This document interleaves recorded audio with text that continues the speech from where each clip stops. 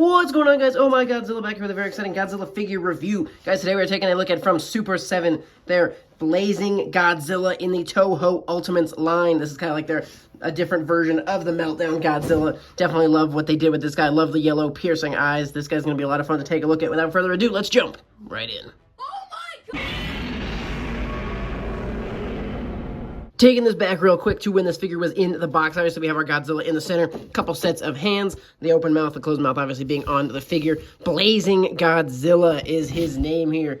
Interesting color kind of scheme on the box. Kind of reminds me of just very vintagey, very cool lettering on the side of the packaging, both sides included. The back of the figure box just is going to have a poster for Godzilla vs. Destroya. Looks very cool, kind of popping off of this with some like red lightning effects. Definitely pretty cool. Bottom's kind of just nothing. So there is our box back into the figure.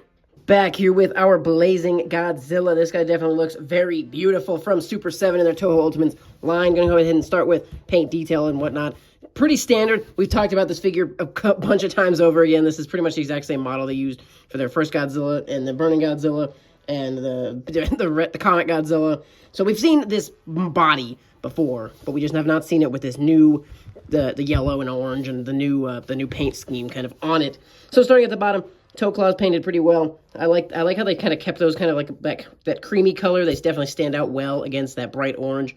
Moving up the leg, same detail. Got some pretty good texture and whatnot, but again, like I've said this before with some of these figures when they do kind of the solid recolor, so you lose some of the detail. Like there's a lot of texture in this leg that gets a little muddled just in the fact that he's just so one color, kind of that off translucent brand. So that's definitely something to note. Moving into the chest, though, we do have some nice yellow paint moving up the entirety of the body. Definitely looks pretty darn cool. Arm's going to be good. Same deal with the finger claws. They kind of kept them that creamy color, creamy off-white, so that they do pop off those hands pretty well. Looks great there. Moving up the arm. Same deal with the arm, kind of on that texture note. Definitely kind of loses a little bit of it, but it still looks very good and is well done from Super7. This is these are kind of his enraged hands, is what I guess I'll call them. It's kind of that grippy, angry hand that I think we kind of first saw with some of the SH Monster Arts Godzilla for Godzilla vs. Kong. Is kind of, I think, where that vibe kind of seemed to originate from. We also have the kind of more relaxed, casual hands. I'm not going to even put these on because, again, we've talked about them so many times, but I'll give you a quick look at them. They look great. And then we also have the balled-up fists. We've seen these with Super7 a bunch of times before. They did not paint. You can see back in there, they did not paint the first finger claw, so it looks a little off there. But obviously, if you just have the balled-up fist kind of down by the sides, they will look just fine. And again, with Super7, before we jump into the head and spines and tail of this guy, they do give us two separate heads, one closed mouth, one open mouth. Why can't they just give us a jaw hinge? Who in the world knows? But since we'll take a look at the closed head on the figure, here's the open head. I'm trying to decide which one I like better for display purposes. I kind of like the closed head. It just kind of like gives him, I just feel like his eyes pop really well. He looks angry and menacing. And pretty much all my other Super7 figures I have displayed with the open mouth head. But this one does look very good. Teeth look pretty solid. I like his big teeth, as they always have. Big tongue in there. A little bit of texture and detail on the top of the mouth. The spines look great. They are all individually painted there. I do have some paint errors on mine. And then, of course, the eyes do look very good. I love that piercing yellow. Looks great on him. Rumor has it, supposedly, that is based on one of the small Trendmasters figures. I do not have it in my collection, but Shin RobJira pointed that out for me. So we will we'll see if anything more kind of comes of the connection between the old Trendmasters figures and the Super7 figures. But jumping into the closed mouth of this guy, same deal with that we had with the open mouth. The teeth look pretty good, nice and pinched together. You can still see the definition on them, though. And again, those eyes definitely do look nice and piercing. I do appreciate that about this figure. Again, spines individually painted, looks great. Then we get into the main spines, where I do have some, that one's pretty seriously deformed, so we'll have to take the hairdryer to that one, see if we can fix that. But the spines do look really good. I love how they kind of have the red moving into like kind of the orange. Gives them a great meltdown reactor glow type of look. And then they are all individually painted and look great throughout the entirety of the tail. So props to Super7 for giving us very well painted and detailed spines.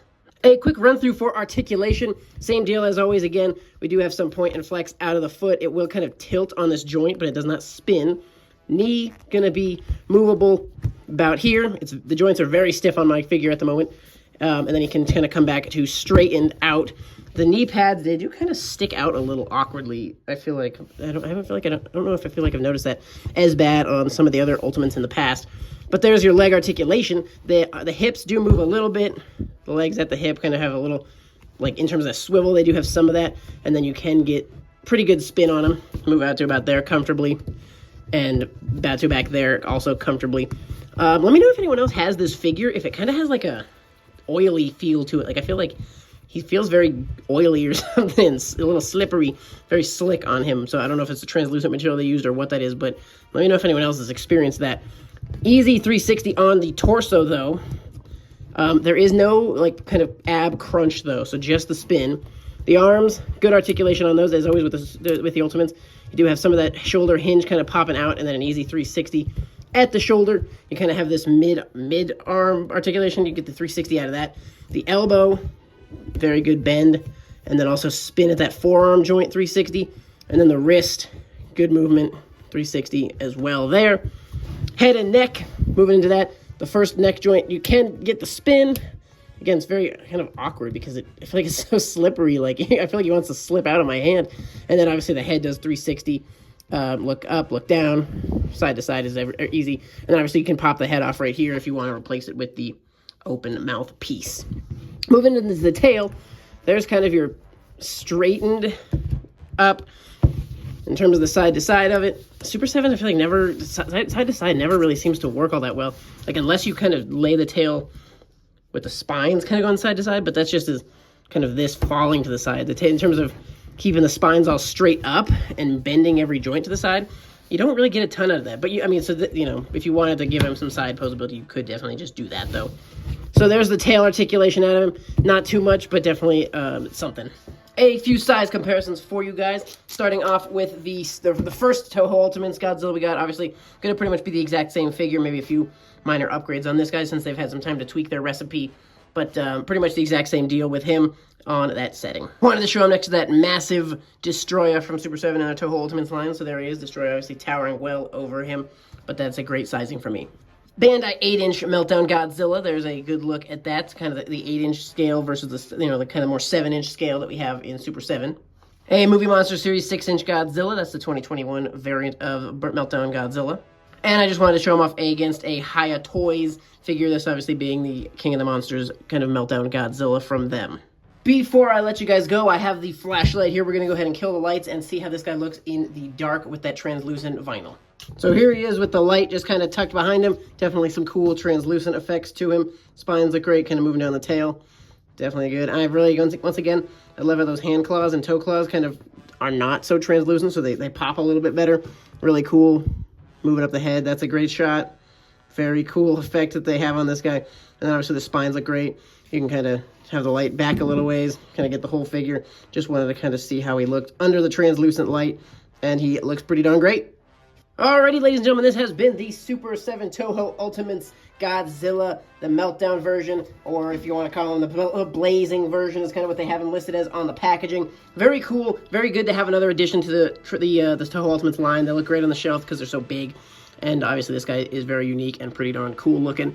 Again, one downside about the Super 7 Toho Ultimates line for me is that price point, especially for a figure that, this is just a retool of a mold they already had. They didn't have to make a new mold. They just poured the exact same figure pretty much and gave him, they touched up, some new colors and whatnot, but it was not a full process of making a new figure. So to charge that full $85 again is a little high for me. I think Super 7 really needs to get these guys closer to $60. $49.99 would be a great price point on these, even if they have to shrink them down an inch or so.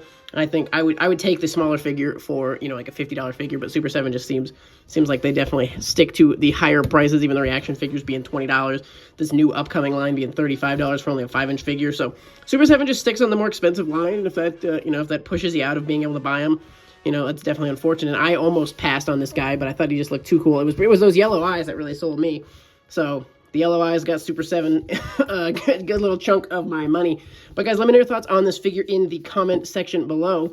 Thank you so much for watching. Stay tuned for more. We'll see you in the next one.